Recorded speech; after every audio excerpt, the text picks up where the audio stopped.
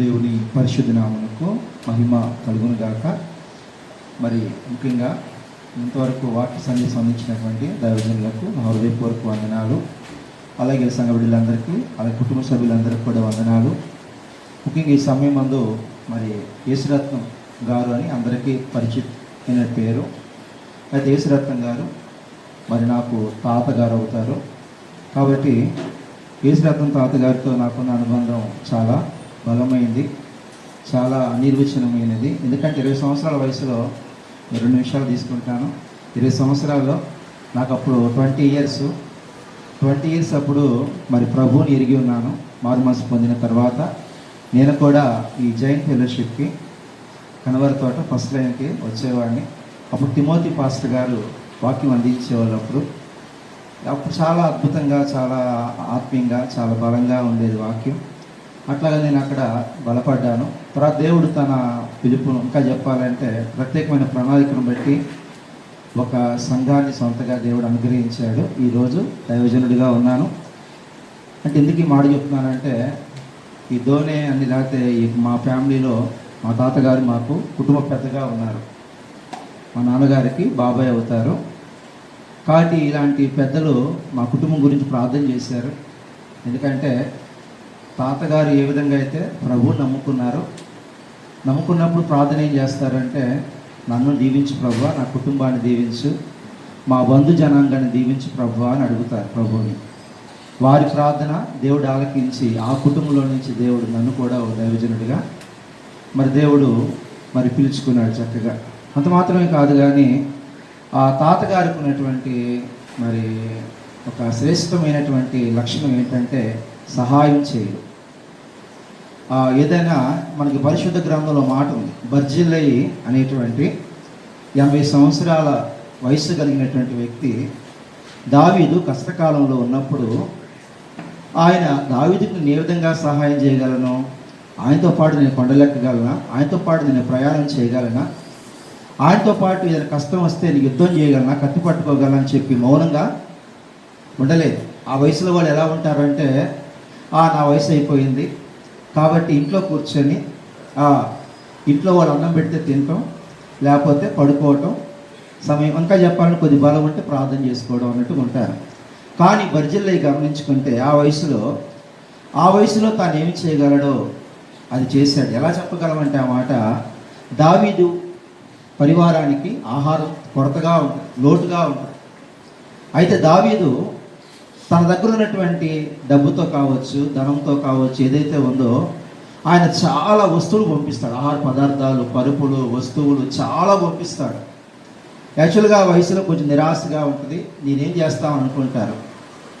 అలాగే తాతగారు కూడా నా యొక్క కొన్ని ఇబ్బందుల మధ్య వారు నాకు సహకారుగా, నాకు తోడుగా ఉండి, నా యొక్క ఇబ్బందుల్లో నేను కూడా తోడుగా ఉంటానని చెప్పి నాతో పాటు వారు కొన్ని కార్యక్రమాల్లో ఉన్నారు. సమయం లేదు కాడని చెప్పదలుచుకోలేదు.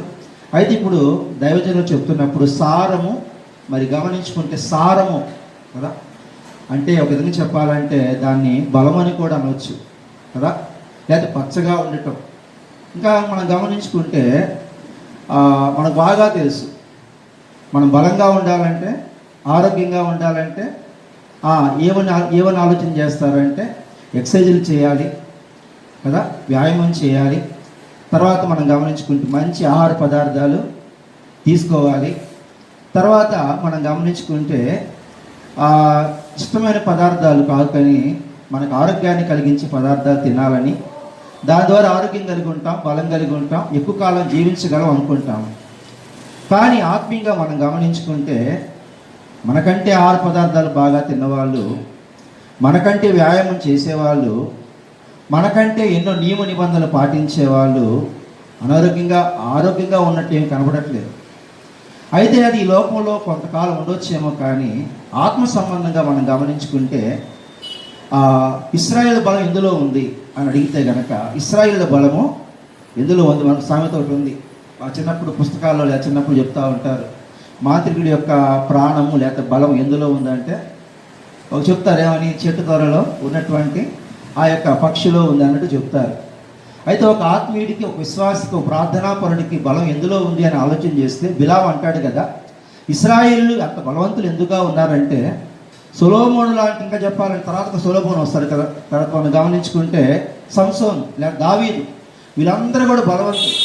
బిలాము కాలంలో మోషే ఆధ్వర్యంలో ఇశ్రాయేలు చాలా బలంగా ఉంటారు, వారిని జయించలేకపోతూ ఉంటారు. అప్పుడు మోయాబీలు భయపడుతూ ఉంటారు, అసలు ఇశ్రాయేలు ఇంత బలం కలిగి ఎలాగా ఉన్నారు, వీరి మాట వింటేనే శత్రువులు మునిగిపోతూ ఉన్నారు, వారి పట్టణాలు జయించలేకపోతున్నారు అనుకున్నప్పుడు మనం గమనించుకుంటే ఇశ్రాయేలు బలం అంతా వారి దేవుల్లో ఉన్నది. దేవుడు వారికి గనక తోడుగా ఉన్నంత కాలం ఒకటి. రెండవది, ఇశ్రాయేలు దేవునితో వారు ఉన్న అనుబంధం గనక ఎంతో బలంగా ఉంటే గనక వారిని ఎవరు జయించలేరు అని చెప్తాడు. అంటే వారు పాపం చేయనంత కాలం వారు బలవంతులై ఉంటారు. పాపము చేయకపోవడమే వారి బలము, వారు దేవుణ్ణి కలిగి ఉండటమే బలము. ఆ బలము దేనిలో ఆలోచన చేస్తూ ఉంటే పరిచర్యే బలం. దైవజనం చెప్పారు చాలా విషయాలు, భక్తి లేకపోతే ప్రార్థనే బలం, ఆరాధనే బలం, స్తోత్రాలే బలం. ఇంకా చెప్పాలంటే మన భక్తి కలిగి ఉండటమే బలం. కాబట్టి చెడుతనాన్ని విడిచిపెట్టుము, అప్పుడు దేహమునకు ఆరోగ్యమును నీ ఎముకలకు సత్వయు కలుగును అన్నది వాక్యం. దీర్ఘాయుష్ కావాలంటే, బలము కావాలంటే పదాకులో మాట ఉంటుంది, నీ తండ్రిని సన్మానించుము, అప్పుడు దీర్ఘాయుష్మంతుడవు అగుదువు. నా వాక్యాన్ని అంగీకరించిన ఎడల నువ్వు దీర్ఘాయుష్ని కలిగి ఉంటావు. తర్వాత మనం గమనించుకుంటే మంచి కుటుంబం మనం ఎప్పుడు వచ్చిందంటే మనం చదువుల విషయంలో, బిడ్డల చదువుల విషయంలో కావచ్చు, వారి ఎదుగుదల విషయంలో కేశరత్నం గారు మనం గమనించుకుంటే బిడ్డల చదువు కోసం ఎక్కువ కేటాయించేవాళ్ళు సమయాన్ని, ఎక్కువగా ఎడ్యుకేషన్ ఎక్కువ సమయం ఇచ్చేవాళ్ళు బిడ్డల కొరకు. అంటే వారి బంగారం ఇవ్వలేదేమో కానీ ఒకవేళ ఆ టైంలో డబ్బులు విరివిగా ఇవ్వలేకపోయారేమో కానీ ఆ టైం అనుకోవటం, కానీ వారికి ఇవ్వాల్సినటువంటి ఆస్తిని చదువుగా వారికి అందించారు. తర్వాత భక్తిని ఆస్తిగా అందించారు, చదువుని ఆస్తిని. తర్వాత దేవుణ్ణి, ఇంకా చెప్పాలంటే దేవుణ్ణి కలిగి ఉంటే ఎంత ప్రయోజనకరం అని బిడ్డలకు నేర్పించారు. బిడ్డలు ఆ విధంగానే నడుచుకున్నారు, బిడ్డలు ఆ విధంగానే ఎదిగారు. ఇలా దైవజనం మాట చెప్తున్నా, 71వ కీర్తన 18వ వచనం ప్రకారం గమనించుకుంటే ఎందుకు ఆయుష్కాలం ఎక్కువ ఆలోచన చేస్తూ ఉంటే ఎందుకంట పుట్టిన బిడ్డలకు, రాబోయే తరాలకి దేవుని శక్తి ఏంటో, నేను ఈ విధంగా బలంగా ఉండటం గల కారణం ఏంటో, దేవుని శక్తిని పొందుకున్న వాళ్ళు ఏ విధంగా ఉంటారో తెలియజెప్పడానికంట ఎక్కువ ఆయుష్కాలాన్ని అడిగినట్టుగా మనం గమనించగలుగుతున్నాము. తర్వాత మనం యేసురత్నం గారిని గమనించుకున్నట్లయితే మనం చాలా సంవత్సరాలు అడుగుతూ ఉంటాను నేను, తాతయ్య మీకు స్పష్టంగా కనబడుతూ ఉంటుందా, మీరు బాగా మరి మాట్లాడగలుగుతున్నారు, బాగా చూడగలుగుతున్నారు, బాగా ఇప్పుడు బలంగా ఉన్నారు అని అడిగినప్పుడు తాతగారు మాట అనేవాళ్ళు, ఇప్పుడు కూడా నా ఖర్చు బాగానే ఉంది, నా జ్ఞాపశక్తి బాగానే ఉంది అని అన్నమాట. తాతగారు అన్న మాట ఏంటంటే, తాతగారు ఈ సమయంలో చాలా బుక్స్ రాశారు కదా, ఇంకా నీ ఆలోచన ఏంటని అడిగితే కానీ తాతగారు అన్నారు, ఇంకో బుక్ రాయాలని ఉందయ్యా అంటున్నారు. అంత ఓపిక, అంత జ్ఞాపకము, అంత శక్తి, లేకపోతే అంత ఆశ, జీలు అనేది ఎలా ఉంది అంటే దేవుడిచ్చినటువంటి జీలే. కాబట్టి ప్రార్థనా పనులు బలమేంటో, ఇలాంటి దైవజనులు కుటుంబాన్ని దర్శిస్తే అదే బలం ఆ కుటుంబానికి. ఇలాంటి దైవజనులు ప్రార్థనా పనులు బలము, మోకాళ్ళ ప్రార్థన, ఆరాధన చేసే వారి బలము వారి కుటుంబంలోకి, వారి ఇళ్ళలోకి వచ్చినప్పుడు ఆ బలాన్ని బట్టి ఆ కుటుంబ సభ్యులందరూ కూడా దీవించబడతారు. ఏమంటున్నాడు, భౌతిక ఆశీర్వాదాలు కావచ్చు, ఆత్మీయ ఆశీర్వాదాలు కావచ్చు, అవన్నీ పొందుకోవడం గల కారణం ఏంటంటే దైవజనుని ప్రేమించటం, దేవుణ్ణి ఇంకా చెప్పాలంటే పాదాల దగ్గర కూర్చోవడం, నేను నా ఇంటి వారిని యెహోవాను సేవించడం అనే మాట ప్రకారంగా మరి తాతగారు తన ఒక్కళ్ళే కాదు కానీ తన కుటుంబం అంతటిని కూడా ప్రభువులకు నడిపించారు. వారి ప్రార్థన వల్లే నేను కూడా ఈ విధంగా ఉండగలిగాను.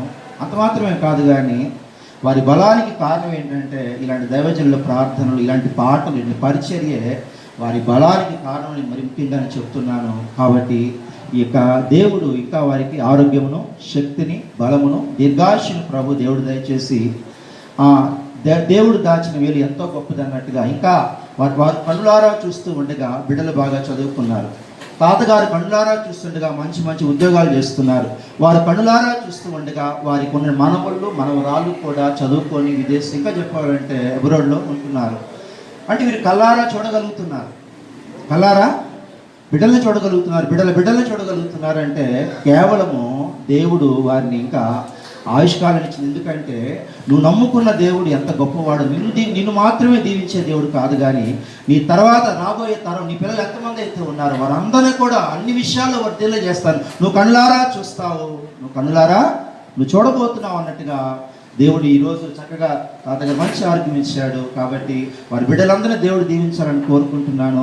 నాకు కూడా బాక్సింగ్ గారి ఫెలోషిప్తో లేకపోతే మంచి సహవాసం ఉంది. వారి పాటలని నాకు కొంచెం ఎక్కువ రావు, కానీ కొన్ని పాటలు వచ్చు.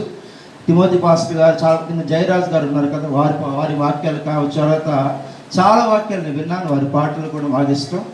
అయితే ఈరోజు ఈ విధంగా దైవజనుల మధ్య కూర్చోవడం అనేది నాకు చాలా గొప్ప ధన్యతగా భావిస్తూ నా యొక్క సమయాన్ని చిన్నవాడు చెప్తాను. నాకు ఏంటంటే ఇద్దరు ఎలా కూర్చున్నారో సీఎంలో ఎప్పుడు కూడా ఇలాగే కూర్చొని ఆ తబలా కొడుతూ లేకపోతే కీబోర్డ్ ప్లే చేస్తూ ఉంటారు. ఏమన్నా అప్పుడు 20 ఇయర్స్ అప్పుడు ఇలాంటి యవనస్తులు నాకు చూసినప్పుడు, అరే నేను కూడా ఈ విధంగా దైవజనుల పాదాల దగ్గర కూర్చొని బైబిల్ చదవడం, లేకపోతే వారికి అనుకూలంగా ఉండటం, సహకారులుగా ఉండటం అనేది నేను చాలా ధన్యతగా భావించేవాడిని. చూస్తున్నప్పుడు నా 20 సంవత్సరాల వయసు గుర్తొచ్చింది ఇప్పుడు. కాబట్టి దైవజనులు చెప్తూ ఉండగా యవనస్తులు ఇద్దరు కూడా వెంటనే అందిస్తూ ఉన్నారు.